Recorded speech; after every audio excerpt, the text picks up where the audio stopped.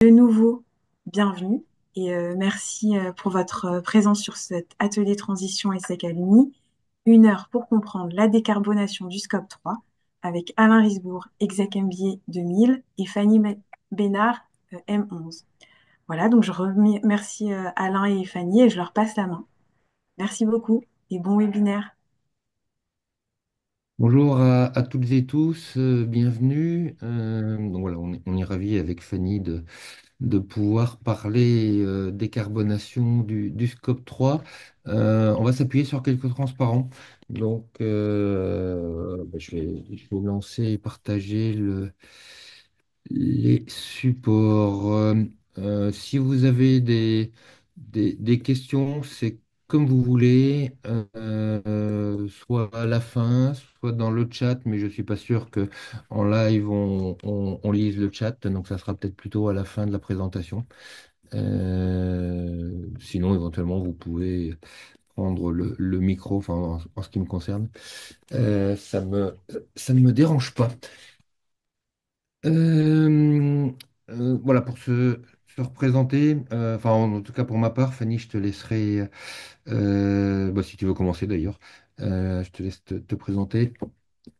Merci beaucoup. Bonjour à toutes et à tous. Je suis ravie d'être avec vous aujourd'hui pour parler du Scope 3 et de comment on diminue les émissions de gaz à effet de serre du Scope 3 des organisations. Donc, moi, je dirige Buy Your Way, qui est un cabinet de conseil qui est dédié aux achats responsables qui existe depuis 2013 et on accompagne différents types d'organisations, mais avec vraiment le but de faire évoluer les pratiques, les stratégies, les politiques achats.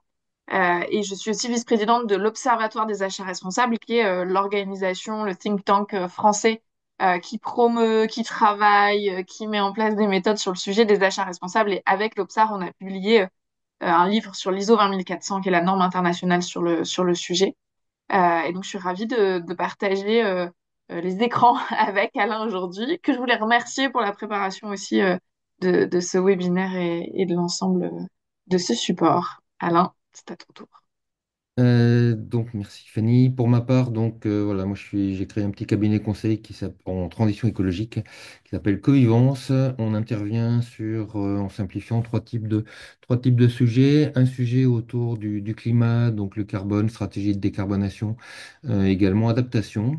Un deuxième sujet autour de l'éco-conception, donc la réduction des impacts environnementaux de produits très matériels ou de services numériques. Et voilà, puis une activité également de sensibilisation autour d'un certain nombre d'outils ou d'ateliers. Je propose de rentrer dans le vif du sujet.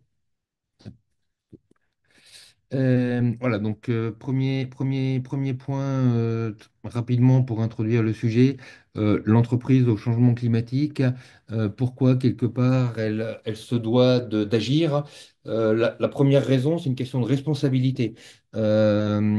L'entreprise, comme nous tous, chacun sur cette planète, au travers de nos activités, on émet des gaz à effet de serre qui contribuent donc au changement climatique. Et donc une première raison, c'est véritablement la responsabilité. Alors est-ce que la responsabilité est suffisante pour faire bouger les acteurs économiques ou individuels? C'est un autre sujet. Mais néanmoins, c'est un levier, enfin, ou une raison.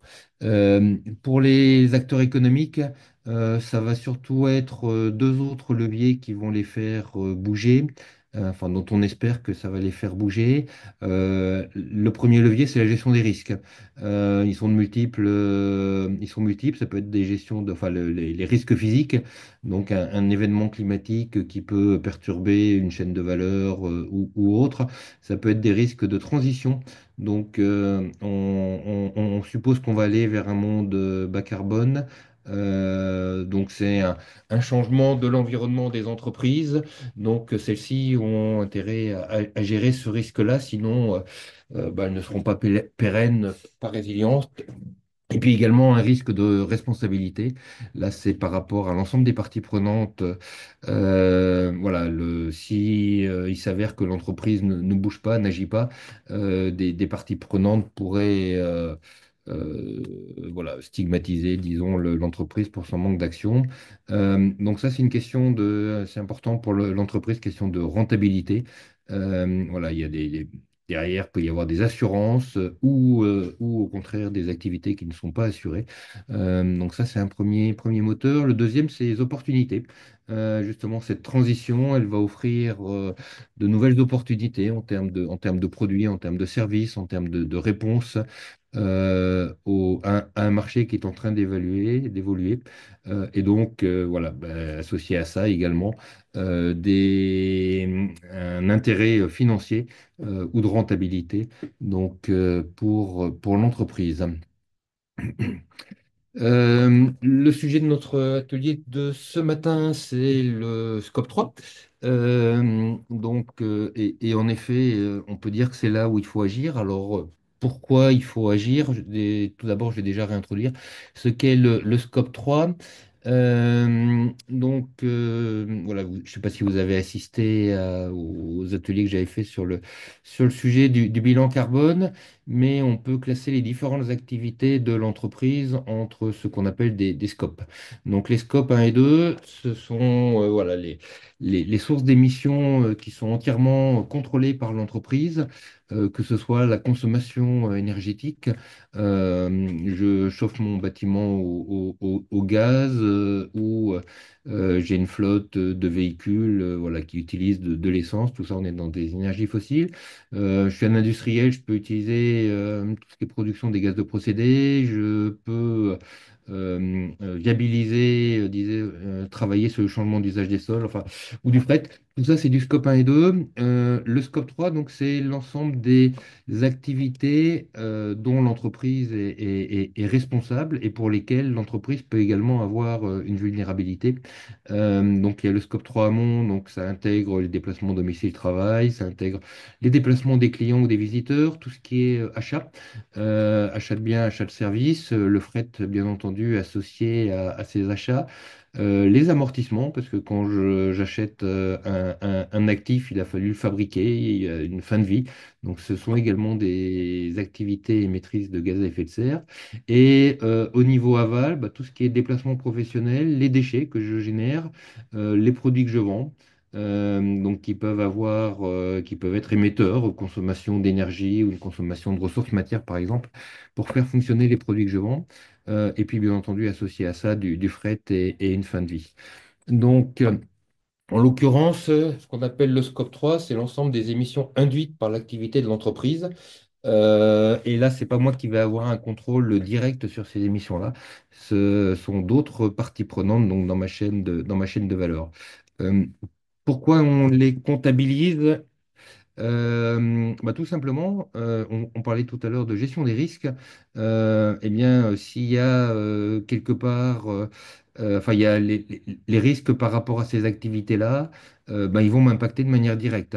Je prends l'exemple là d'un constructeur automobile. Alors, il n'a pas produit le verre de ses pare-brises. Il en a bien besoin dans ses voitures. Et si en effet, pour des raisons de transition, par exemple, il y a une taxe carbone qui est mise en place, où il y a une augmentation du prix des énergies fossiles. Ça va impacter mon fabricant de verre et donc moi-même, je vais être impacté dans mon activité, notamment en termes de responsabilité, de rentabilité, pardon. Donc voilà, un des premiers objectifs du bilan carbone, c'est de réduire ses vulnérabilités, de réduire ses dépendances, par exemple, aux énergies fossiles et de renforcer la résilience de l'entreprise, comme on le disait juste avant. Alors, le scope 3, qu'est-ce que ça représente, tout au moins dans l'ensemble des émissions de l'entreprise? Eh bien, de manière commune, en tout cas pour notamment des industriels ou pour des acteurs qui peuvent être dans le service, mais en tout cas qui ont des activités un peu complexes, pas uniquement les sociétés de conseil comme nous on peut l'être chez Covivence. Mais voilà, communément, un scope 3, ça peut représenter 90%, voire plus, des émissions de l'entreprise. Le scope 1, 2 sur lesquels je peux agir de manière directe, voilà, c'est quelques pourcents. Et l'ensemble, c'est mon scope 3. Et comme on le disait juste avant, c'est de ce côté-là qu'on peut agir, mais de manière indirecte. Donnons quelques exemples de taille de scope 3 donc pour un certain nombre d'acteurs. Ça, c'est une chaîne hôtelière, une quinzaine d'établissements en France, 4 étoiles. Quand on s'intéresse, quand on fait leur bilan carbone, alors 80% de leur scope, enfin de leur bilan carbone provient du transport des visiteurs et des clients. En l'occurrence, ils ont une dizaine de pourcents de leurs clients qui proviennent de hors d'Europe ou même une clientèle européenne qui vient en avion. Donc, ce qui augmente, enfin, explique plutôt cette part importante de leur bilan carbone. Et bah, clairement, il y a une vulnérabilité de ce côté-là. Si demain, pour pouvoir, c'était une étude du Shift Project et d'une association qui s'appelle Supaéro Décarbo, si demain, pour continuer de faire voler des avions, il y a 2 fois moins d'avions dans le ciel, parce que au niveau de l'aérien, on ne peut pas forcément compter sur l'efficacité disons, la performance carbone, une réduction suffisante de la performance carbone des avions. Eh ben, donc il y aura 2 fois moins d'avions dans le ciel. Et si par exemple cet acteur, je dirais, a une clientèle principalement touristique, et si en effet le tourisme de masse, en tout cas en avion longue distance, se réduit, il y a une vulnérabilité importante. Un autre exemple, là on est sur un fabricant de parfums. Alors, la fabrication est externalisée en l'occurrence. Ce ne sont pas eux qui fabriquent, mais eux ils développent des parfums donc sous licence. Et donc, une bonne partie de leur scope 3 provient, plus de la moitié, donc des achats de produits. Là, de la même façon, s'il y a une évolution des énergies fossiles, s'il y a enfin, du prix des énergies fossiles, taxes carbone ou autres, à partir du moment où ils s'approvisionnent hors d'Europe, ils ont une dépendance et donc un risque en matière de rentabilité sur leur activité. En l'occurrence, on avait essayé une entreprise qui fait une vingtaine de millions d'euros de chiffre d'affaires.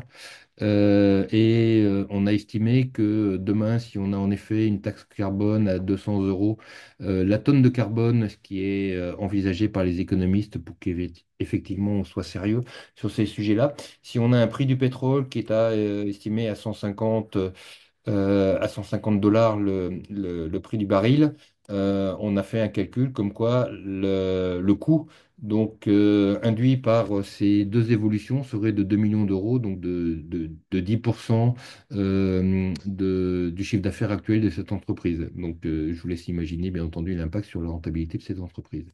Un dernier exemple avec un industriel qui, lui, fabrique des systèmes de filtrage, notamment pour l'industrie énergétique, des générateurs diesel ou gaz d'électricité.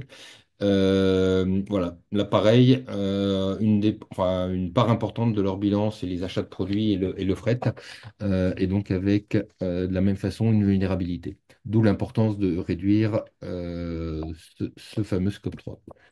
On peut se poser la question, voilà, de réduire, mais de combien? Euh, de ce point de vue-là, l'entreprise peut s'approprier de manière assez naturelle les objectifs de décarbonation de la France. Donc ces objectifs de décarbonation du territoire figurent dans ce qu'on appelle la SNBC, la stratégie nationale bas carbone. Et donc on peut supposer, voilà, une grande partie de cette empreinte carbone de la France est liée aux activités économiques.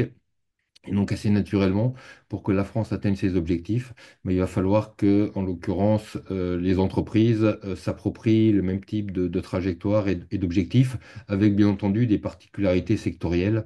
Quand on est un fabricant de ciment, par exemple, ou quand on est un industriel qui fait des produits manufacturés, les particularités sectorielles font que la courbe ne sera pas tout à fait la même, mais globalement, on est quand même sur des ordres de grandeur similaires. Donc, si on revient sur les objectifs de la France, voilà, ils sont pour 2030 de réduire de 40% nos émissions de gaz à effet de serre par rapport à 1990. Jusque l'année dernière, on était dans les clous, enfin dans les clous à peu près. 2024, voilà. Les émissions de gaz à effet de serre de la France ont augmenté légèrement, mais en tout cas, elles ont arrêté de baisser. L'objectif d'ici 2050, voilà, c'est de réduire nos émissions de 75%. Donc voilà, l'ampleur de la tâche et la hauteur de la marche pour les entreprises, c'est de réduire de 75% leurs émissions de gaz à effet de serre d'ici 25 ans. Voilà. Euh, Juste pour un mot sur ce qu'on appelle la neutralité carbone. La neutralité carbone n'a pas de sens au niveau d'une entreprise. Là où elle a un sens, c'est au niveau planétaire, voire au niveau d'un territoire. Et donc, pour que la France puisse atteindre la neutralité carbone, il faut qu'elle développe les puits de carbone naturels et que ces puits de carbone naturels absorbent les émissions résiduelles de gaz à effet de serre que l'on n'aura pas réussi à réduire. Je parle de puits de carbone naturels parce que même si on travaille sur des puits de carbone artificiels au travers de technologies de type stockage enfin, capture et stockage du carbone, ça ne risque pas de passer, enfin, d'être à la hauteur des enjeux en 2050. Peut-être que ça le sera pour 2100 ou 2000 ou 2200, mais ce que je veux dire, il faut pas compter dessus. Et il n'y a que la préservation des puits de carbone naturels qui nous permettra, à condition d'avoir suffisamment réduit, bien entendu, d'atteindre la neutralité carbone. Alors, comment est-ce qu'on peut agir sur le... Talent, peut-être? Il y a une Oui. main qui est levée.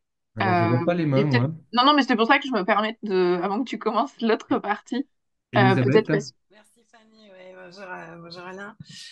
Oui, quand tu dis se caler sur la SNBC, ok, sauf qu'en 1990, qui est le point de comparaison, il n'y avait pas d'outil de mesure de l'empreinte carbone, parce que le bilan carbone n'était pas né, le GHG Protocol non plus. Donc finalement, comment tu recommandes de pouvoir se caler sur la SNBC quand tu n'as pas les émissions de 1990 de l'entreprise? Sous Alors, réserve en plus qu'elle existait à l'époque. ouais. La SNBC, enfin, l'objectif, comme indiqué sur ce transparent, je dirais c'est un objectif par rapport à 90, mais il y a aussi un objectif par rapport à 2020, qui est de réduire de 25% en 2030. Donc voilà, les objectifs de la SNBC pour les entreprises, c'est par rapport, bien entendu, au premier bilan carbone et la pente. En moyenne, elle est de 4% de réduction de ses émissions de gaz à effet de serre par an. Ça, c'est en absolu. Et si on réfléchit en intensité, rapporté par exemple à du chiffre d'affaires, là, la pente est enfin, une réduction de 7% donc, de ses émissions de gaz à effet de serre de manière annuelle. Quand je dis en intensité, c'est le poids carbone, enfin les émissions carbone de l'entreprise divisé par son chiffre d'affaires. Ok, merci. Et voilà, il y a un petit logo qui s'appelle SBTI, vous en avez certainement entendu parler. Donc, c'est un organisme international lequel l'entreprise peut déposer ses objectifs. Donc, ils vont valider, le SBTI va valider que les objectifs sont basés sur la science. Enfin, en tout cas, ils sont cohérents avec ce que dit la science. Et donc, l'entreprise s'engage sur une baisse de ses émissions sous 2 ans, et enfin, tout au moins sur une trajectoire importante. Et le SBTI peut, 2 ans après, regarder si effectivement les objectifs qui étaient initialement proposés ou sur lesquels l'entreprise s'était engagée ont été respectés ou pas. Et le SBTI peut déréférencer l'entreprise, un certain nombre d'acteurs dans le domaine du numérique qui ont ainsi été déréférencés, notamment parce qu'ils ont oublié tous leurs objectifs de décarbonation à cause du développement de l'IA. Voilà, donc voilà, décarboner son scope 3. Comment? Alors, je ne vais pas rentrer dans le détail, mais vous aurez donc dans les supports le type de données que l'on a besoin de collecter pour chacun des postes qui constituent ce scope 3. Si je prends juste un exemple sur le fret, je pourrais éventuellement répondre sur des questions, mais ça ne sert à rien que je vous présente tout à ce stade-là. Sur le fret, il y a deux moyens de récupérer les données donc de son scope 3. Le premier moyen, c'est d'interroger mon fournisseur, mon transporteur. Il a l'obligation aujourd'hui en France de vous donner gratuitement les émissions de gaz à effet de serre liées à l'utilisation de leurs services. Si par contre vous avez du fret, par exemple hors de France, sur lesquels il n'y a pas une obligation aujourd'hui, même si les transporteurs globaux partagent ce type d'informations, bah là, pour calculer les émissions de gaz à effet de serre, on a besoin des tonnes kilomètres, donc transportées, et puis bien entendu du mode de transport, ce qui ne figure pas d'ailleurs, ce transparent, ce que je suis en train Oui, de me dire à la d'accord. lecture de celui-ci. Donc les tonnes de kilomètres, c'est l'ensemble de ce qui a été transporté, l'ensemble de mes produits qui ont été transportés, le nombre de kilomètres parcourus. Je dis produits, enfin plutôt poids ou volume. Certains, prenons l'exemple des oreillers, les oreillers sont pas très lourds, et donc ils occupent du volume. Et donc si en effet on veut estimer le poids carbone lié aux camions qui vont transporter ces produits, on va plutôt raisonner en volume kilomètre, en mètres cubes kilomètre pour être exact.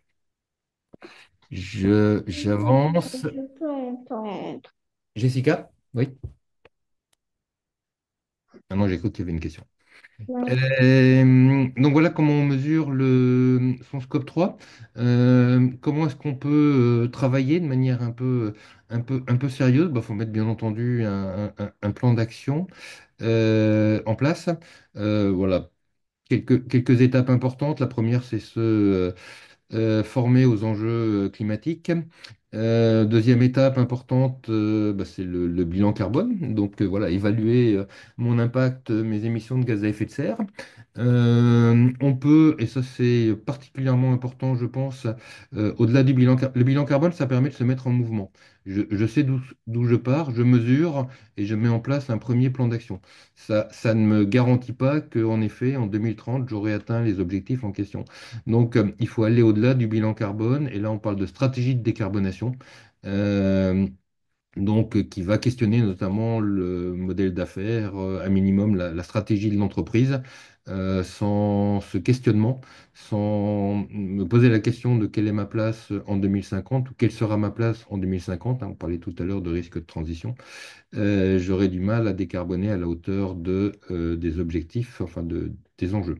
D'où le fait de devoir mettre en place une stratégie de décarbonation. Il y a une méthode qui s'appelle Acte pas à pas de l'ADEME, qui est tout à fait adaptée à ce type d'exercice. Donc au sortir, une fois que j'ai ma stratégie de décarbonation, je vais mettre en place un plan d'action, un certain nombre de critères. Vous les voyez en bas de ce transparent. Je ne sais pas si c'est totalement lisible sur votre écran, mais vous les aurez dans les supports. Donc, qu'est-ce qu'il faut mettre dans ce plan d'action? Quelles métriques, quels KPI? Et comment valider que les actions donc, de mon plan sont pertinentes, adaptées? Et puis donc après, il faut suivre la mise en œuvre de ce plan d'action. Donc un chef de projet en interne permet de gérer ça de manière plutôt efficace. Et puis bien entendu, on est dans une démarche d'amélioration continue. Donc mesure, évolution du plan d'action, démarche de progrès.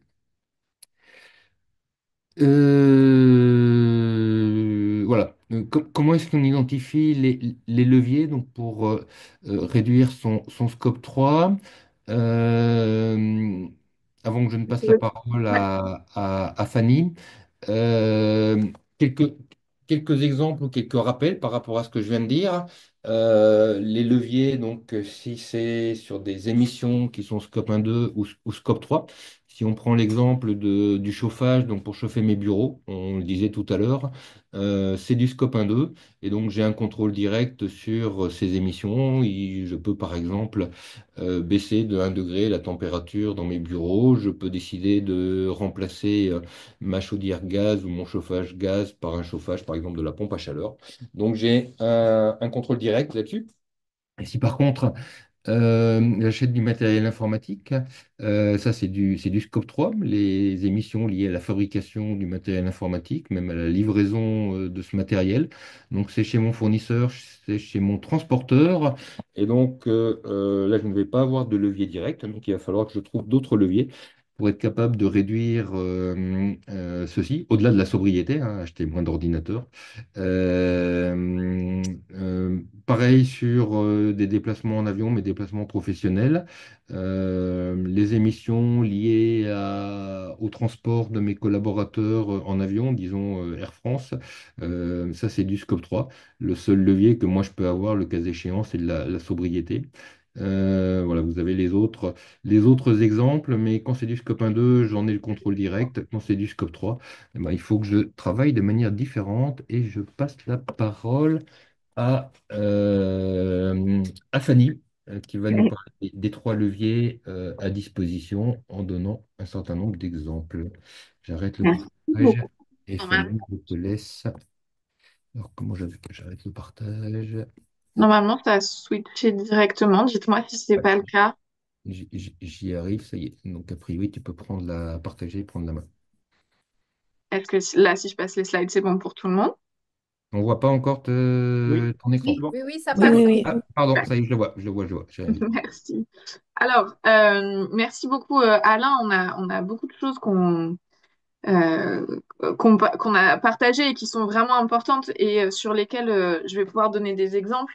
Je m'attarde juste un tout petit peu sur cette slide-là et aussi sur le sujet des données parce que quand on va travailler le scope 3 et, euh, et Alain avait bien précisé, notamment sur cette slide-là, d'aller chercher de la donnée qui n'est pas monétaire.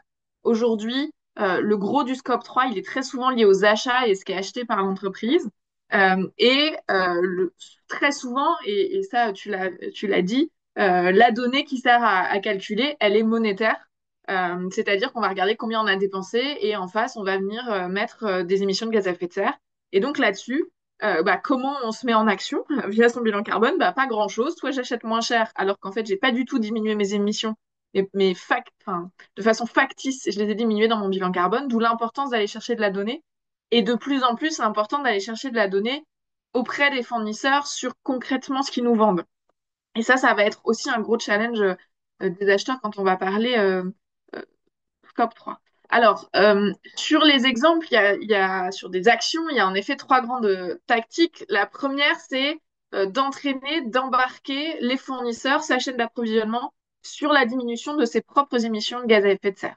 On peut leur demander de faire des choses alors de plus en plus, c'est inscrit dans les chartes achats responsables, de plus en plus, on demande aux acheteurs de challenger ce qui va être demandé enfin, proposé par les fournisseurs, d'aller identifier tout ça. Ça demande un énorme effort aussi de formation des acheteurs, notamment pour aller chercher ces informations, challenger les fournisseurs, comprendre ce que font les fournisseurs.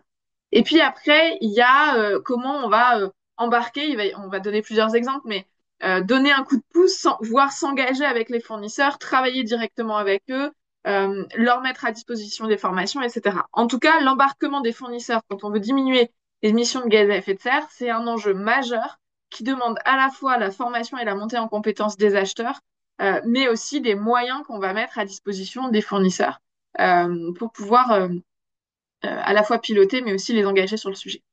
La deuxième façon d'agir, et c'est une façon qui est importante, qui est de collaborer avec d'autres pour pouvoir amplifier l'action. Alors, il y a du soutien qui est possible. On va voir qu'il y a aujourd'hui des institutions, des organisations qui peuvent financer des choses. Ça, c'est vraiment important d'aller l'identifier, que ce soit dans sa filière, dans son territoire ou plus globalement au niveau national. C'est aussi important de pouvoir coopérer parce qu'en fait, toutes ces actions c'est important toujours de les remettre dans le contexte. Et ça, Alain l'a très bien fait au début, c'est que ce qu'on cherche à faire, c'est diminuer globalement nos émissions de gaz à effet de serre mondiales pour réussir juste à pouvoir continuer à vivre sur cette planète dans des conditions qui ne sont pas trop catastrophiques. Et ça engendre tout un tas d'impacts sur les organisations, bien évidemment. Mais donc, le fait de passer à des systèmes de coopération et de travailler ensemble avec des pairs pour pouvoir à la fois partager des bonnes pratiques, pourquoi pas travailler en symbiose industrielle, etc., sont des choses qui sont importantes. Et puis, le fait de travailler à l'échelle sectorielle, puisqu'en général, à l'échelle sectorielle, on a les mêmes enjeux, on a les mêmes problèmes. Et puis, on peut aller repenser son activité plus en profondeur. Alors, on va voir qu'on peut changer de fournisseur. La recommandation en termes d'achat responsable, c'est de dire qu'on va challenger ses fournisseurs le plus possible et que si jamais on voit qu'on a des fournisseurs qu'on n'arrive pas à embarquer, qui bougent pas, et ben, il y a un moment, il va falloir en effet se poser la question de changer de fournisseur. Changer son produit, ça demande un peu plus d'efforts, mais c'est aussi là où on peut avoir un impact très fort et où on peut discuter avec les fournisseurs, qu'est-ce que je change comme matière, qu'est-ce que je change comme conception, etc. Et avoir recours à ces actions-là, c'est vraiment là où on va avoir un impact direct en coopération avec les fournisseurs, voire changer complètement son modèle d'affaires. Ça, on va redonner des exemples. Alors, sur agir sur la performance du fournisseur, sur le fait d'envoyer un signal et initier le dialogue, bah, en fait, l'idée, c'est de montrer que vous avez compris qu'il y a des enjeux, que vous-même, vous vous mettez en mouvement sur ce sujet-là, et que derrière, vous allez demander à vos fournisseurs eux-mêmes de se mettre en mouvement, de faire évoluer leurs pratiques.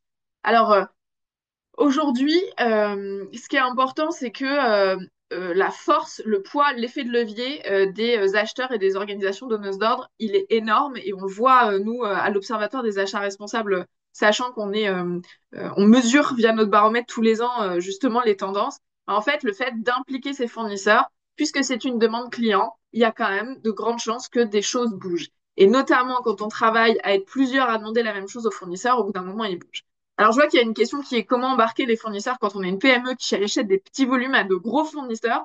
Mais en fait, c'est pas forcément l'embarquement des fournisseurs qu'on va faire. On va mettre en place d'autres actions qui peuvent être dans les autres exemples qu'on a notés. Mais ces actions, elles doivent toujours être orientées par rapport à votre capacité d'agir et votre capacité de mettre en place l'action. Aujourd'hui, envoyer une charte achat responsable qui prend en compte les sujets climatiques à vos fournisseurs quand vous êtes tout petit et que vos fournisseurs sont en face des énormes multinationales, en gros, ça va vous demander un effort qui est pas super impactant. On va plutôt travailler sur le produit, on va plutôt travailler sur la coopération, le changement de business model, etc. Par contre, euh, euh, si vous êtes tout un secteur à demander la même chose, même à des gros fournisseurs, si vous êtes ensemble collectivement, ça peut faire bouger les choses. Un autre exemple sur Terre Adélis, qui est un exemple intéressant, c'est aussi de se dire, bah voilà, on va pas juste vous envoyer un mail ou une charte, mais aussi vous convier. Alors, on peut faire des journées fournisseurs, c'est des choses qui font de plus en plus, même avec des gros fournisseurs, et pour pouvoir dire, bah voilà, nous on s'engage, voilà ce que nous on met en place chez nous, et voilà ce sur quoi on veut que vous travaillez vous aussi. Ça permet aussi d'échanger. Alors parfois, il y a des organisations qui ont peur de mettre plusieurs fournisseurs au même endroit en disant ils sont concurrents, etc. Sachez que dans la majorité des cas, de toute façon, ils se connaissent et dans la majorité des cas, ils savent pour qui ils travaillent et ils savent entre eux qui travaillent pour vous, pour un autre, etc. Nous, à chaque fois qu'on l'organise, en tout cas, ça se passe très bien. Et puis, l'idée aussi, ce qui est intéressant, c'est de pouvoir identifier dans vos fournisseurs ceux qui sont les plus émetteurs pour commencer par travailler avec ceux-là, là où il y a le plus d'impact, là où vous allez plus les challenger. En général, eux, ils savent aussi qu'ils sont assez émetteurs et donc de pouvoir vous avoir cette confiance-là, c'est quelque chose qui est important. Quand on apporte des choses à des fournisseurs, ça leur permet aussi de se mettre en mouvement. Donc, vous pouvez leur apporter des recommandations parce que vous savez quels sont les enjeux et donc vous pouvez les orienter sur quelles sont les actions à prendre en compte, des outils ou en coordonnant des initiatives. Il y a aujourd'hui des entreprises qui sont en général plutôt des très grosses entreprises, mais qui mettent même des outils, des programmes. Schneider a quelque chose de très, très puissant en matière d'outils et d'embarquement des fournisseurs sur la diminution des émissions de gaz à effet de serre. Mais on parle de Schneider qui est une très grosse entreprise. On peut faire ça aussi à plus petite échelle quand on est une plus petite organisation. Par exemple, le Petit Ballon a constitué un collectif avec des différents vignerons pour organiser des groupes de travail sur les différentes pratiques régénératives. Et c'est intéressant aussi de convier des experts sur ces sujets-là. En fait, en tant que donneur d'ordre, acheteur, entre guillemets, vous pouvez aussi être ceux qui font... Moi, j'aime bien dire que les acheteurs, c'est des gens qui font du lien. Souvent, c'est des gens qui font du lien entre les ressources externes et l'interne de l'entreprise. Et ben en fait, vous pouvez aussi faire du lien avec des experts que vous allez mettre à disposition de vos fournisseurs dans des groupes de travail. Et en général, on apprend et d'autres apprennent aussi. Là, on peut avoir aussi, alors c'est très fort dans les entreprises coopératives du secteur agricole, mais souvent ils ont des agents techniques qui accompagnent. Et l'idée aussi, c'est de faire monter en compétence toutes celles et tous ceux qui accompagnent les différentes parties prenantes d'une organisation. Donc là, ça peut être, par exemple, d'avoir les agents techniques qui accompagnent les agriculteurs sur le montage de dossiers, sur les subventions, sur comment avoir accès à un certain nombre de programmes, etc. Mais c'est intéressant de se dire que toutes les parties prenantes qui sont en lien avec d'autres parties prenantes qui peuvent diminuer les émissions de gaz à effet de serre doivent pouvoir aussi monter en compétence et prendre dans leur fiche de poste, entre guillemets, ces actions-là.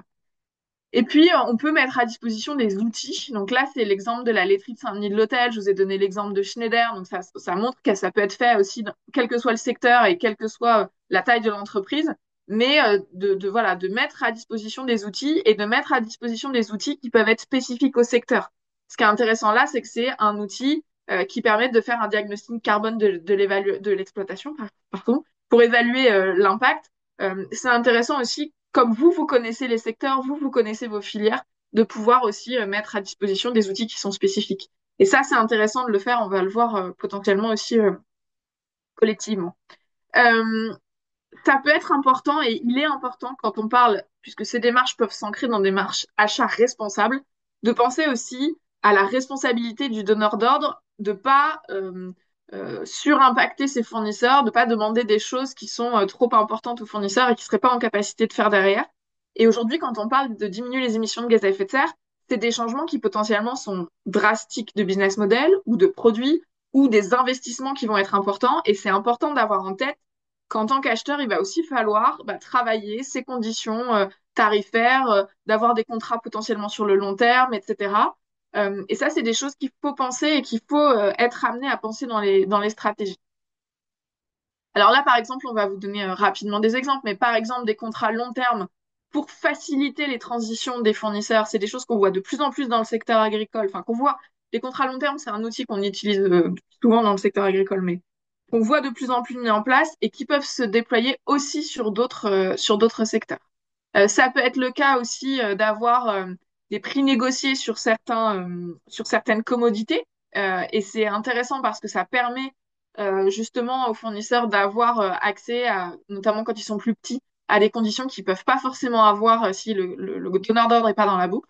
Et puis, c'est aussi intéressant de se dire qu'on peut investir dans sa filière. Donc là, par exemple, de plus en plus, on a des organisations qui vont investir chez des fournisseurs qui eux-mêmes leur permettent de diminuer leurs émissions de gaz à effet de serre sur le long terme. Donc ça, c'est des actions qui sont importantes, qu'on va chiffrer et qu'on va faire là où ça a le plus d'impact. Là où on est, comment dire, on est sûr qu'on va diminuer les émissions, là où on est sûr qu'on peut avoir de l'impact avec des fournisseurs qui sont des fournisseurs partenaires avec lesquels on va continuer à travailler sur le long terme. Ça, c'est vraiment le cœur de la démarche achat responsable. Alors, il y a aussi le fait de pouvoir aller identifier du soutien quand on est une entreprise et qu'on veut diminuer ses émissions de gaz à effet de serre. Ça peut être local, institutionnel dans la filière. Donc, par exemple, la métropole de Lyon, il y a pas mal de collectivités qui mettent en place des actions et qui peuvent servir en effet de tiers de confiance. On n'est pas en concurrence, entre guillemets, avec la métropole de Lyon. Et donc d'amener différents acteurs à travailler ensemble, identifier des axes, voire parfois à fournir des outils. Les conventions, je pense que vous êtes tous au fait des conventions des entreprises pour le climat qui ont d'abord eu lieu à une échelle nationale et qui se déclinent aujourd'hui à des échelles soit territoriales, soit sectorielles, et qui permettent de réfléchir ensemble avec des problématiques communes, soit de territoire, soit de secteur. C'est vraiment des choses qui sont des vrais leviers pour sensibiliser et pourquoi pas embarquer ces fournisseurs dans la même démarche et avoir le même référentiel ou les mêmes endroits pour en discuter. Et puis après, vous avez des programmes. Alain a parlé de pas à pas, par exemple. Il y a des programmes, des méthodes qui sont développées aujourd'hui et qui vous permettent de travailler et voire parfois d'être accompagné sur ces sujets-là. C'est le cas, par exemple, du programme Coopter. Ça peut être important, et ça on l'a vu aussi au travers des différents exemples, de coopérer avec des pairs au sein de différents écosystèmes. Ça peut permettre de mutualiser des outils, de mettre ensemble des pratiques de réfléchir au sujet parce qu'en général, vous avez les mêmes enjeux avec vos pairs d'un même secteur ou d'un même territoire. Donc là, par exemple, il y a un collectif dans le pays de Vernon qui s'appelle Acteur et qui embarque 12 entreprises pour développer leur stratégie et animer collectivement. Et ça, c'est intéressant parce que ça peut permettre, quand on est comme ça collectif, d'être aussi financé en tant que collectif, en tant que démarche, mais aussi de partager la même méthode et sur cette même méthode, d'échanger ensemble sur les freins, d'échanger ensemble sur les enjeux. Vous avez un autre exemple qui est le réseau Green, avec une centaine d'entreprises aujourd'hui, et là on est vraiment sur le territoire entre Chamonix et Annemasse, et qui permettent de mutualiser, de rechercher et de mutualiser des pratiques, et ça peut être autour de tous les leviers en fait pour diminuer les émissions de gaz à effet de serre, l'économie circulaire, la mobilité, l'énergie, et pourquoi pas nouer des partenariats ensemble. Euh, Ça peut être aussi, je le disais, de mettre en place des outils, des coordinations, des initiatives. Là, par exemple, sur l'interprofession des vins de Bourgogne, bah, ils sont encadrés par les réglementations, les AOC, par exemple, dans les produits agricoles ou issus de l'agriculture. Et donc, c'est de trouver là où on a des marges de manœuvre en dehors de ce qui est réglementé, entre guillemets, voire parfois faire du lobbying ensemble pour faire évoluer la réglementation, faire du lobbying ensemble pour faire évoluer les labels, c'est des choses aussi qui peuvent être vraiment intéressantes. Et puis, on peut avoir des collectifs sectoriels aussi sur tout le territoire national. C'est le cas du collectif En mode climat, avec plusieurs marques qui sont à l'intérieur de ce collectif et qui travaillent ensemble pour pouvoir imaginer comment mettre en place les choses, faire du lobbying. En mode climat fait énormément de lobbying aussi auprès des pouvoirs publics pour faire bouger les choses, travaille ensemble sur les réglementations, etc. Mais aussi finance ensemble auprès de fournisseurs ou de sous-traitants. Si vous allez, par exemple, sur le site de Loom, qui est une des marques du collectif En mode climat, elle renvoie même vers d'autres marques du collectif sur certains produits en disant, bah, si vous ne trouvez pas ce produit chez nous, allez chez 1083, par exemple. Et donc, c'est des modèles qui sont aussi intéressants quand on parle quand on pense à transition économique, qui n'est pas forcément notre sujet aujourd'hui, mais le sujet de la coopération est un vrai enjeu. Picture est un autre exemple et qui est comment on travaille avec différentes marques on se rend compte en fait qu'on a les mêmes fournisseurs, on a les mêmes partenaires industriels et donc s'il va falloir mettre en place des outils ou des audits ou des outils d'évaluation, bah, de se dire on va le faire ensemble parce qu'en fait on a les mêmes fournisseurs ou les mêmes partenaires. Et c'est intéressant parce que ça permet déjà de bien évidemment rationaliser, faire des économies, mais ça permet aussi aux fournisseurs de rentrer dans une seule démarche ou d'avoir un seul outil auquel il doit répondre ou de rentrer dans une seule initiative et donc pas de multiplier les choses et donc de ne pas multiplier les coûts aussi pour le fournisseur. Et ça, c'est des démarches qui sont vraiment intéressantes de coopération. Et un autre exemple encore sur la marque Alpina Savoie qui fabrique des produits à base de céréales. Là, c'est des pâtes, mais vous avez certainement déjà vu des paquets de Crozet, par exemple, d'Alpina Savoie. L'idée, c'est de pouvoir dire bah, comment je vais aussi parfois restructurer une filière ou faire revenir une filière ou faire transitionner une filière. Et donc, ça peut être aussi en se disant, bah, nous, on est une entreprise, mais on peut se mettre ensemble pour créer une association, porter, récupérer des subventions, porter des choses, et donc aussi faire transitionner la filière en allant chercher d'autres types de fonds. Et ça, c'est aussi important de se dire, bah, il y a des sujets sur lesquels on n'est pas en concurrence, on va avoir besoin de s'approvisionner, on va avoir besoin que la filière se développe. Euh, on veut pas que le fournisseur soit uniquement dépendant de nous. Parfois, on relie aussi à des vraies problématiques achats, il faut pas l'oublier. Bah, en fait, si je finance le fournisseur en disant, bah, en fait, il va aller juste venir chez moi parce que j'ai un cahier des charges trop spécifique ou on fait pas les choses collectivement, ou alors le fournisseur voit pas les débouchés chez d'autres et donc en fait, il a pas envie d'investir, bah, le fait de se mettre ensemble, ça a à la fois permis d'aller chercher des fonds pour pouvoir financer ces transitions, mais aussi de sécuriser en termes d'approvisionnement. Et puis, pour finir, le fait aussi de repenser son activité. Alors, quand c'est pas stratégique ou quand c'est pas des fournisseurs très importants, très partenaires, on peut changer de fournisseur. Ou quand on a des fournisseurs qui sont réticents ou qu'on a du mal à embarquer vraiment, ou même quand on met à leur disposition des outils, des pratiques, des fonds, bah, ils bougent pas. Bah, on peut se poser la question d'aller chercher des fournisseurs qui soient moins émetteurs de gaz à effet de serre. Quand on travaille sur le produit, c'est aussi de se dire, ben, est-ce que je peux aller diversifier mon portefeuille de fournisseurs? Est-ce que je peux avoir des fournisseurs qui vont me fournir des matériaux alternatifs? Euh, et puis, c'est aussi de se dire, bah, comment on va jusqu'au bout de la chaîne et comment mes commerciaux sont aussi en capacité d'en parler. Ça, c'est important aussi de se dire qu'on doit faire le lien sur toute cette chaîne de valeur et aussi au sein de l'entreprise entre les actions qui sont portées parfois par les achats pour diminuer les émissions de gaz à effet de serre et derrière commencer à valoriser auprès du client final. C'est le cas aussi de se dire, bah, en fait, mes approvisionnements viennent de loin et donc en termes de transport, je dois réduire. Et donc là, par exemple, la Camif relocalise énormément ses fournisseurs pour pouvoir avoir des produits qui viennent principalement de France et d'Europe. Et donc de se dire, bah, je vais renoncer aussi à travailler avec certains fournisseurs qui peuvent être éloignés quand le sujet des émissions de gaz à effet de serre est important.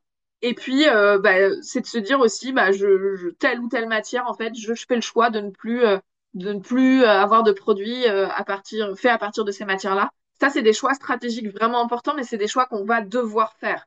Nous, aujourd'hui, quand on accompagne des entreprises et qui se font labelliser leur trajectoire SBTI et qu'on se retrouve avec des émissions à -50, -60% parfois sur les scope 3, il y a un moment où on leur dit, en fait, il y a des choses qu'il va falloir arrêter d'acheter et donc, ça va avoir un impact sur votre business model, ça va avoir un impact sur vos ventes. Et ça, il faut vraiment le penser parce que on n'a pas le choix. De toute façon, il va falloir transitionner et avoir ces trajectoires. Et puis, on peut aussi changer le produit, travailler sur des démarches d'éco-conception, donc changer la matière, repenser les produits, avoir des nouvelles matières. Et ça, c'est vraiment important sur des gammes, des produits, de se lancer dans des démarches d'éco-conception, de se faire accompagner. Et ça aussi, il y a des financements qui sont possibles. Euh, Alain parlait d'éco-conception dans ses activités au départ, de se faire accompagner par des professionnels de l'éco-conception aussi, pour bien identifier où sont les enjeux, où sont les impacts majeurs et travailler sur ces impacts. Ça peut être la matière, ça peut être le process de fabrication, le transport en général, c'est ce à quoi on pense en premier, mais c'est vraiment des choses qui sont importantes. Et puis, pour terminer, on peut aller jusqu'à changer son modèle d'affaires. Alors, le groupe ERAM, dans sa totalité, qui est un groupe français qui est basé du côté de Cholet, que vous devez connaître, il y a les marques ERAM, Bocage, Gémeaux, etc. Mais en fait, travaille beaucoup sur les sujets d'économie de fonctionnalité. Donc, chez ERAM, il y a de la location de chaussures, il y en a chez Bocage aussi. Ils travaillent à de l'avoir de la seconde main. Chez Gémeaux, ils développent une offre de location de vêtements de maternité. Et tout ça, c'est des changements vraiment importants pour eux parce que ça veut dire penser toute la reprise, penser ce qu'on fait les produits quand ils reviennent, la maintenance, etc., la réparation. Mais c'est vraiment intéressant d'imaginer les évolutions des business models. Et c'est intéressant de se dire qu'il y a des entreprises qui sont vraiment, là par exemple, on parle vraiment d'une entreprise dont le business est basé sur la distribution, hein. De se reposer ces questions-là, c'est vraiment des choses qui sont intéressantes. De revenir à la consigne. Donc là, par exemple, c'est le brasseur Ninkasi, mais il y a de plus en plus aujourd'hui d'entreprises qui réfléchissent autour de la consigne. Et donc, ça va demander aussi d'avoir d'autres partenaires pour pouvoir ramener les produits, de savoir comment ça fonctionne, de travailler en collectif et en coopération, potentiellement que les points de vente puissent récupérer plusieurs produits, etc., que ça revienne chez les mêmes fournisseurs. Ça, c'est des choses à repenser, mais c'est des choses qui vraiment diminuent drastiquement les émissions de gaz à effet de serre quand on pense au packaging. Et puis, d'autres exemples sur le fait de diversifier ses activités. Donc, on passe de marchés de construction, par exemple, à des activités vers de la rénovation. Et comment on forme les équipes? Parce que forcément, si on change de business model, il va falloir aussi faire évoluer les équipes qui potentiellement ont des métiers, soit des nouveaux métiers, soit des métiers qui évoluent. En deux mots, juste pour conclure, avant qu'on prenne les questions, je crois qu'il y a un mot qui est extrêmement important dans ce cadre-là, c'est la coopération. Si chaque entreprise travaille de manière individuelle, la transformation ne peut pas se faire, la décarbonation ne peut pas se faire. Donc le maître mot qu'il faut retenir, je pense, au travers, je pense que Fanny, tu seras d'accord avec moi, c'est vraiment le travail de coopération avec l'ensemble des acteurs de cette chaîne de valeur. Tout à fait. C'est le mot-clé de la transition, la coopération. Tout à fait. On a une dizaine de minutes pour prendre des questions, donc n'hésitez pas à allumer vos micros. On peut éventuellement, on a quelques minutes, je pense, Fanny, toi aussi peut-être, Ouais. après 13h30 pour continuer un peu l'échange, et puis sinon, vous pourrez poser des questions par écrit auxquelles on répondra. Alors, il y a une petite question dans le chat qui a été posée, plus au sujet de la ressource en eau. Donc, donc déjà, il faut remercier pour la présentation. Donc, il n'existe pas encore de consensus mondial sur la quantification de son empreinte en eau, comme pour le carbone. Comment voyez-vous l'évolution de cet enjeu qui est tout autant crucial dans ce changement climatique? Quel axe de développement voyez-vous pour justement mettre plus en avant ce sujet de l'eau auprès des acteurs privés comme publics? L'eau, bah, très clairement, comme plus largement l'ensemble des ressources naturelles, hein, dont on a besoin pour fabriquer nos produits, etc. C'est un vrai sujet. Ça rentre plutôt. Alors, On pourrait dire il y a trois grandes crises, si on veut les classifier, etc. Il y a le climat, il y a la biodiversité et les ressources naturelles. Donc, il y a un certain nombre d'approches. La ressource eau, on la prend en compte, par exemple, dans de l'ACV. Ouais. Quand on fait l'ACV d'un produit, on mesure voilà, la consommation d'eau, notamment. Voilà, il commence à y avoir des choses. Il faut rentrer un peu plus sur le sujet. Il y a une conférence qui est prévue. Là, j'ouvre. Sonia, tu pourras peut-être en dire un peu plus ou envoyer ça en référence. Il y a une conférence sur le sujet, même un cycle de conférences qui se prépare au sein de Théâtre. Et peut-être pour globalement, en fait, aujourd'hui, c'est comme si les enjeux se chassaient les uns les autres. Aujourd'hui, on parle tous de l'enjeu climatique, c'est devenu un enjeu extrêmement important. Mais nous, on voit les tendances aussi en tant que consultants, c'est que l'enjeu climatique, on en parlait très peu il y a quelques années, c'était pas un sujet. Maintenant, on ne parle que de ça. On parlait beaucoup des droits de l'homme, ils ont un peu disparu. Et surtout les autres sujets environnementaux, les sujets de ressources, donc les sujets de biodiversité, les sujets eau, etc. C'est comme s'ils avaient disparu parce qu'il n'y a que le climat. Et donc, c'est aussi comment on rééquilibre les choses. Alors, c'est sûr que l'enjeu climatique est un enjeu et je ne dirais pas le contraire. Mais par contre, il y a d'autres enjeux quand on parle de responsabilité sociétale, il y a d'autres enjeux quand on parle d'environnement. Et c'est ça la difficulté, c'est que c'est en fait des sujets complexes où il faut prendre plein de paramètres en compte et les équilibres doivent être faits. Et donc, bah en fait, c'est aussi quand on est en poste de direction RSE ou quand on est consultant sur ces sujets, de pas oublier qu'il y a d'autres sujets et d'orienter aussi en disant, bah attention, c'est quoi là où j'ai le plus d'impact? Aujourd'hui, par exemple, moi, je vois des clients qui évaluent des fournisseurs absolument sur leur sujet climatique, alors que c'est franchement pas là qu'il y a un sujet, par exemple sur certaines prestations intellectuelles, ou alors sur le fait que nous, on fait les bons conseils pour réduire les émissions de gaz à effet de serre, mais c'est pas du tout les questions qu'on nous pose, alors qu'en fait, il y a des énormes enjeux autres, par exemple sociaux. Et donc, c'est aussi de bien prendre en compte que ces enjeux de transition environnementaux, sociaux sont multiples et complexes et que les uns ne doivent pas chasser les autres. Et j'avais vu une autre question aussi sur la présentation du bilan carbone avec la difficulté d'avoir des données et donc on fait des hypothèses. Je pense qu'Alain, tu pourras répondre. Oui, sur Mais, ce, mais c'est clair qu'en tout cas, juste sur d'un point de vue achat, le fait de récupérer de plus en plus de données fiables, etc., et de collaborer avec les fournisseurs, de coopérer avec les fournisseurs pour récupérer de la donnée fiable, c'est un enjeu majeur. Après, on fait avec ce qu'on a pour commencer et on sait qu'on a des pistes d'amélioration de toute façon. Alain, t'as plus de détails. Là- Là-dessus, encore une fois, enfin, je parlais de coopération tout à l'heure. Un moyen, si on n'a pas les informations en interne, on en a une partie, mais on n'a pas la totalité, eh bien, l'idée, ça va être de travailler avec son fournisseur parce que lui, il va peut-être avoir des informations, il va peut-être agréger. Là où vous, quand vous achetez un produit, vous allez avoir plein de bons de livraison et donc ça va être à peu de choses près totalement inexploitable. Votre transporteur, par contre, ou même le fournisseur, on accompagne un client européen, ils ont une dizaine d'usines en Europe, etc. Donc il y a un certain nombre de flux qui sont agrégés et enfin, le fournisseur, le supplier, a une vision, lui, agrégée de ce qu'il a vendu à l'entreprise, aux différentes entités, alors que ces informations-là ne figurent pas dans le RP de l'entreprise en question. Donc, il y a différentes approches pour ça qui sont complémentaires et il faut activer plusieurs leviers pour avoir une donnée qui soit la plus précise possible. Il y a une Ah, question. L'industrie du luxe, qui est le meilleur élève? C'est un peu dur de dire qui est le meilleur élève parce qu'en fait, chacun va travailler sur des sujets différents et aujourd'hui, quand on parle des grands, par exemple L'Oréal, LVMH, Kering, etc., Chanel, ils, ils sont tous soumis à la réglementation, ils sont tous soumis aux mêmes pressions des parties prenantes et donc ils travaillent tous le sujet. Ils travaillent pas tous le sujet de la même façon et ils travaillent pas tous le sujet en coopération. Enfin, c'est assez intéressant de voir ça.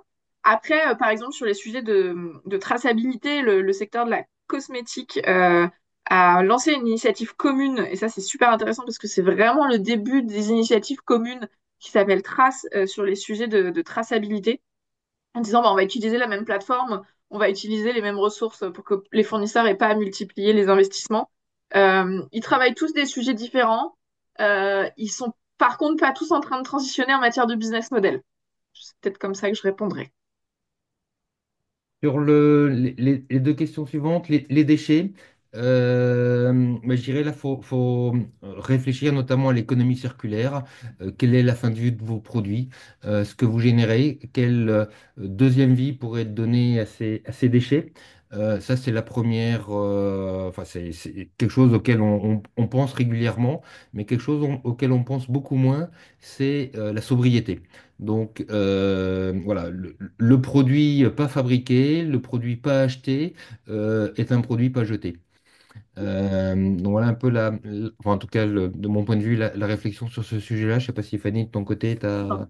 je- Et sur la question suivante, donc sur les données, enfin tout au moins le calcul du bilan carbone à partir de ratios monétaires, la méthode de ce point de vue-là est très claire. Fanny en a reparlé, on a dit quelques mots tout à l'heure. Il faut bannir les ratios monétaires. Pourquoi? Pour donner un exemple très concret, si je imaginons que j'achète, je sais pas, une ressource matière, du pétrole par exemple, admettons, de l'énergie pour faire tourner mes machines et autres. Guerre en Ukraine, le pétrole, le prix du pétrole a été multiplié par deux. Si je travaille en ratio monétaire, les émissions associées à cette énergie fossile vont être multipliées par deux. Donc voilà, donc ça veut strictement rien dire. Les ratios monétaires, faut les garder uniquement pour des achats de services. Et dernière réflexion par rapport à ça, oublions pas, le bilan carbone, il sert à agir, il sert pas à mesurer. Voilà, mettre un chiffre sur un bilan carbone, c'est pas utile, ça sert à rien. Et donc, si calcule mon bilan carbone à partir de ratios monétaires, le seul levier que j'ai à disposition, c'est la sobriété. Je fais appel à un cabinet juridique, voilà, j'évalue, donc je vais calculer en ratio monétaire à partir des honoraires facturés par ce cabinet juridique. Et ben, le seul moyen d'agir pour réduire mon bilan, ça va être de diviser par deux enfin, les services que me facture mon cabinet juridique. Ouais, ou de diviser par deux le prix et donc de Ou négocier de diviser avec par deux le l'un. prix. Enfin, bon.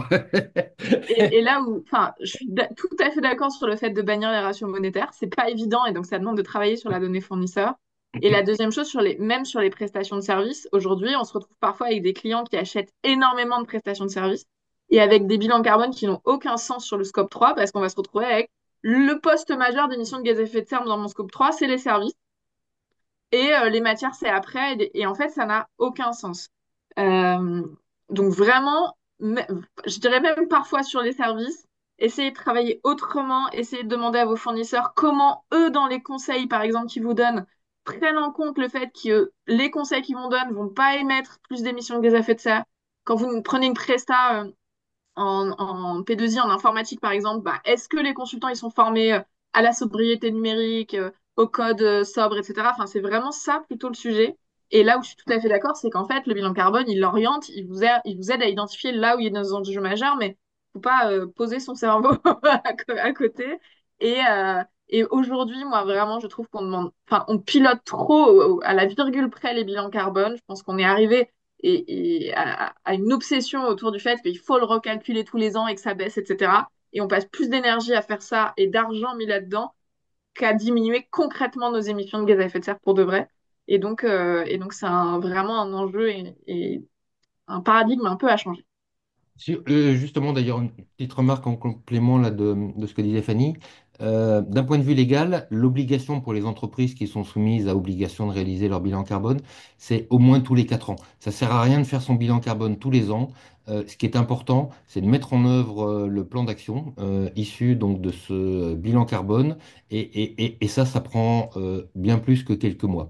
Donc, il vaut mieux travailler pendant 2 ans sur le déploiement, la mise en œuvre de son plan d'action et refaire un bilan carbone 3 ans ou 4 ans après, c'est ça qui fait du sens. Il y avait une question sur, alors que je comprenne bien, peut-être que Julien, tu pourrais prendre le micro sur les leviers à disposition d'une entreprise de service. Tu parles de budget, tu parles de collaborateurs. Je ne sais pas si Julien est encore là. Si, si, tout à fait. Bonjour à tous et tous. Effectivement, étant une PME de service B2B, moi, je me pose vraiment la question, en fait, de savoir si, sachant que j'ai pas beaucoup de budget, voilà, pas beaucoup de ressources disponibles, donc j'ai pas de service achat, hein, bien entendu, j'ai pas de service RSE, Euh, Moi, je voudrais savoir justement par rapport en termes de budget, de collaborateurs disponibles que je peux mettre dessus, tout simplement, quelles sont les meilleures actions en termes de décarbonation que moi je peux mettre en place.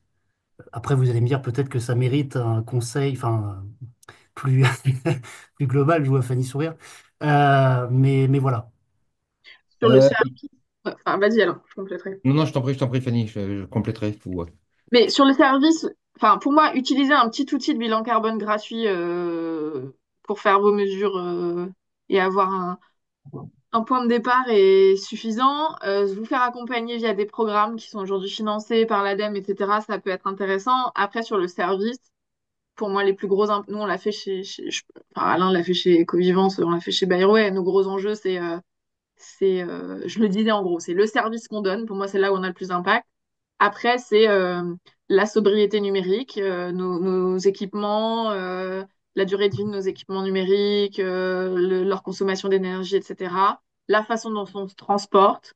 Ce qui est très intéressant, c'est que ce qui est arrivé en poste numéro 3 chez nous, c'est notre alimentation, ce que mangent les Oui. consultants. Et donc, on revient à des engagements personnels aussi sur transition vers au moins de viande, etc. Mais pour moi, ce qui est vraiment intéressant, c'est de vous interroger et voir travailler avec des pros, en effet, sur comment ce que vous allez mettre à disposition comme service est le moins impactant. Alors, je sais pas comment tu conseilles, toi, les Euh, services.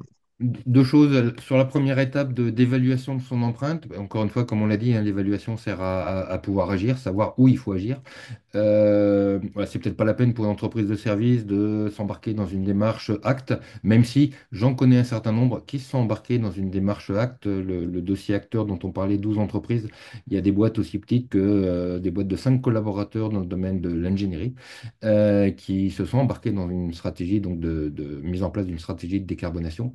Par contre, il y a plusieurs niveaux. Donc, avant la stratégie de décarbonation, c'est peut-être commencer par le bilan carbone et même avant le bilan carbone, certainement plus adapté peut-être pour une entreprise de service de petite taille. Au CJD, on a un outil, on a un programme qui s'appelle Balance Tonne avec un outil qui permet en quelques heures d'avoir un premier ordre de grandeur donc de son bilan carbone et de savoir où agir.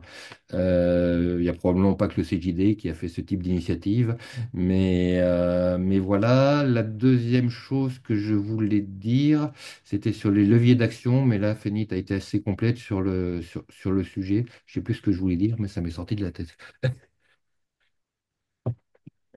Peut-être une dernière question, mais il va falloir que je vous laisse pour une autre réunion. Il y avait une question sur les collectivités qui gèrent des achats et des déchets. Sont-elles en réflexion?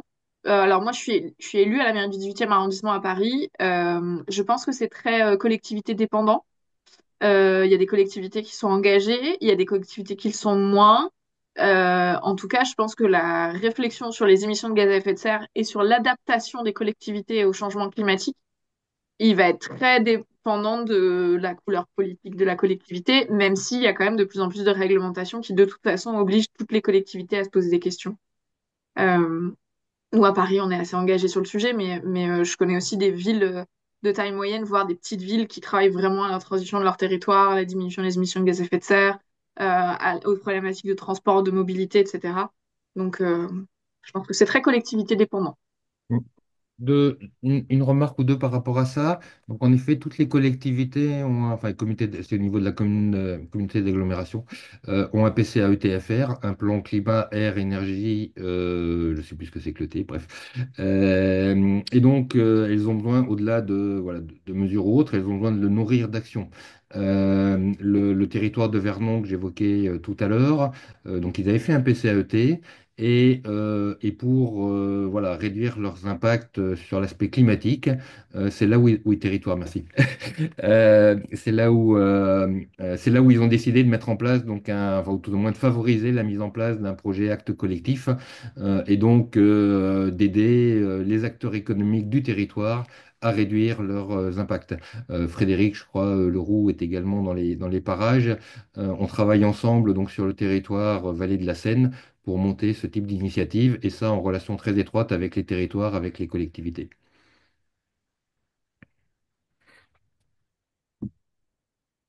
Merci beaucoup. Et Alain, je me permets juste une dernière petite question parce que je pense que c'est peut-être que tu n'avais pas vu. C'était parce que je sais que Fanny doit y aller. C'était concernant le bilan carbone. Il y avait une question un peu précise. Donc, euh, donc dans le cadre de l'élaboration du bilan carbone d'une banque, nous avons opté pour la méthode de l'ADEME. Et l'année prochaine, nous allons utiliser la méthode PCAF pour les émissions financées post-15. Ce début d'année 2025, on va donc d'abord publier le bilan carbone hors émissions financées. Que pensez-vous de ce choix méthodologique? Et lors de cet exercice, nous avons eu des difficultés à obtenir la data pour les kilomètres parcourus par les camions de transport de fonds. On a donc dû faire des hypothèses et on se retrouve avec une énorme part du bilan carbone représentée par ce poste. Devons-nous publier le rapport avec ou sans ce poste qui repose sur des hypothèses? Tous les autres postes sont plutôt précis, 20% d'incertitude, mais celui-là, qui est conséquent, vient gâcher le taux de certitude du bilan. Vous avez, je pense, répondu en partie, mais peut-être Alors de manière très concrète, alors je ne connais pas l'initiative PCEF, hein, après avoir vu la méthode, j'ai fait un petit tour sur Google pour savoir ce qu'il y avait derrière. Mais sinon, indépendamment de voilà, du PCEF, alors la méthode ADEME, c'est le bilan carbone. Ça, c'est la première chose. La deuxième chose, en effet, pour un acteur financier, l'empreinte, ce sont les investissements. Donc, c'est l'empreinte de l'ensemble des entreprises dans lesquelles, enfin, qu'ils ont financées ou qu'ils accompagnent d'un point de vue financier. Et c'est assez traditionnel, en effet, de commencer déjà par un bilan carbone disons, un bilan carbone traditionnel hors investissement. Donc ça, je dirais la démarche là-dessus, elle est naturelle et elle est logique.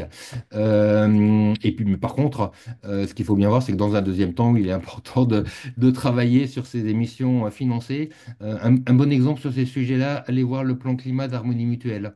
Il est intéressant, il est partagé, il est public. Je pourrais vous l'envoyer si vous le voulez ou le lien. Donc ensuite, sur la qualité de la donnée, les tonnes kilomètres des transporteurs de fonds. Alors, je ne sais pas dans quelle mesure la réglementation actuelle aujourd'hui s'applique aux transporteurs de fonds. Il faut peut-être est-ce qu'elle s'applique aux transporteurs dans l'absolu? Est-ce qu'un transporteur de fonds rentre dans cette catégorie-là? Mais ça peut être déjà de leur rappeler les obligations réglementaires qui s'appliquent à eux et donc de reporter les tonnes, enfin les tonnes de CO2 oui, liées au service que vous leur avez confié. Et après, si par hasard, parce que c'est le cas souvent sur des petits transporteurs, ils sont pas forcément outillés pour être capables de vous remonter donc directement des émissions CO2 liées à vos transports, bah, il faut travailler avec eux. Donc, la bonne data, c'est les tonnes kilomètres. Donc, il faut leur demander combien de kilomètres ils ont parcouru avec leur camion pour votre compte. Alors, ça peut être partagé avec un autre acteur, une autre banque. Là, on va mettre une règle d'allocation. Vous allez récupérer peut-être, vous représentez 20% du business de cette entreprise-là. Bah, vous allez prendre uniquement 20% des kilomètres qu'ils ont parcourus. Vous allez faire une estimation sur le poids des sacs ou le poids des espèces transportées. Voilà, faut être un peu intelligent, mais il y a moyen d'avoir quelque chose qui sera précis et d'éviter peut-être voilà, le résultat que vous avez, qui est le fait que le poids lié au transport des fonds est énorme par rapport au reste de votre bilan carbone. ben, merci beaucoup, Et Alain. dernière remarque par rapport à la question de MM, il y a la question, devons-nous publier le rapport qui fait, disons, peu de sens, comme ça que j'interprète. Encore une fois, alors, il y a deux choses. La publication, ça peut être de répondre à une obligation, et en France, en tout cas pour les entreprises soumises au décret BGS, elles doivent publier sur la base bilan GES, donc les chiffres associés à leur à leur bilan. Pour une entreprise qui est par exemple financée par la BPI dans le cadre du dispositif Diag Décarbonation, elles doivent également publier le chiffre sur le site, sur le même site bilan GES. Après, au-delà de ces publications extra-financières ou sur le site de bilan GES, oublions pas la vraie finalité du bilan carbone, c'est le plan d'action.